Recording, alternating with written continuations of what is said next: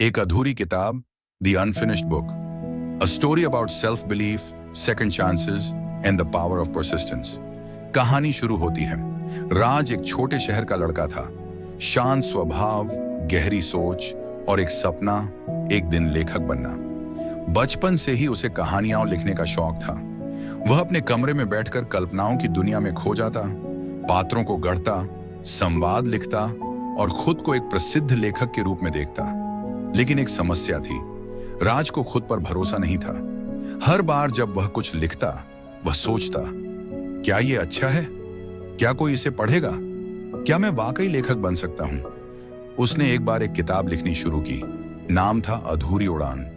कहानी एक ऐसे लड़के की थी जो अपने डर से लड़ते हुए अपने सपनों की ओर बढ़ता है। राज ने 10 पन्ने लिखे, फिर रुक गया। उसे लगा कि उसकी कहानी में दम नहीं है। उसने वो पन्ने एक फाइल में रखे और अलमारी में बंद कर दिया। समय बीतता गया। राज कॉलेज गया, फिर नौकरी मिली। जिंदगी चल रही थी, लेकिन दिल में एक खालीपन था। वह ऑफिस जाता, काम करता, लेकिन हर शाम उसे लगता कि कुछ अधूरा है। एक दिन राज अपने पुराने कमरे में सफाई कर रहा था। अलमारी के कोने में उसे वही फाइल मिली, अधूरी उड़ान, धूल से ढकी, लेकिन शब्द अब भी चमकते थे। उसने पन्ने पलटे और पढ़ना शुरू किया। उसकी आंखों में आंसू आ गए।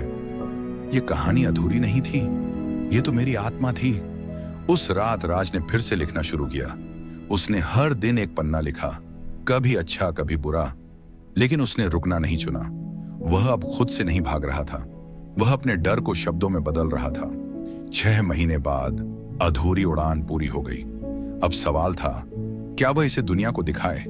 डर अब भी था, लेकिन इस बार उसने डर को हराने का फैसला किया। राज ने अपनी किताब को एक छोटे पब्लिशर को भेजा। कुछ हफ्तों बाद उसे जवाब मिला, हम आपकी कहानी छापना चाहते हैं। उसकी खुशी का ठिकाना नहीं था। किताब छपी और धीरे धीरे लोगों तक पहुंची। एक दिन एक छात्र ने उसे मेल किया, सर, आपकी कहानी ने मुझे आत्महत्या से बचा लिया। आपने मुझे जीने की वजह दी। राज ने उस मेल को पढ़ा और रो पड़ा। वह समझ गया कि उसकी कहानी सिर्फ शब्द नहीं थी, वह किसी की जिंदगी बदल सकती थी।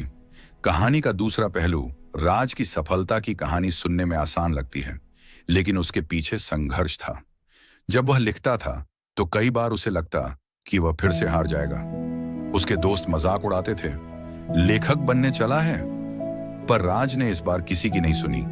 उसने खुद को एक वादा दिया, मैं अपनी कहानी पूरी करूंगा, चाहे कोई पढ़े या नहीं। उसने इंटरनेट पर लेखन के टिप्स पढ़े, वीडियो देखे और खुद को बेहतर बनाने की कोशिश की। उसने अपने शब्दों को तराशा, भावनाओं को गहराई दी और हर दिन खुद से एक सवाल पूछा, क्या मैं सच्चा हूं?